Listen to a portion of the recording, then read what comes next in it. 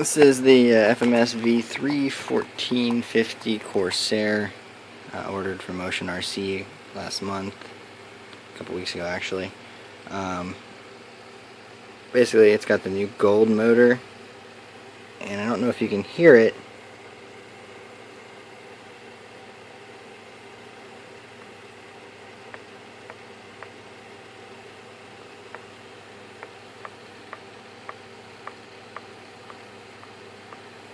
That noise right there, that click, it's only on this angle and this part of the motor.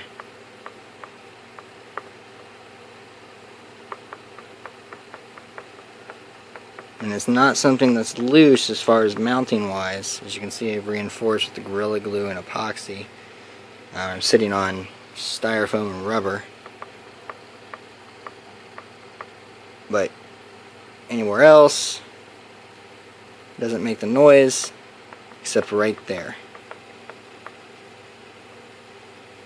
You know, and there isn't a lot of play back and forth.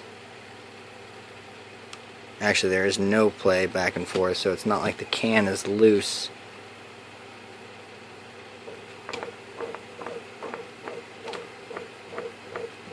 And you can hear it when it hits that spot as it goes around.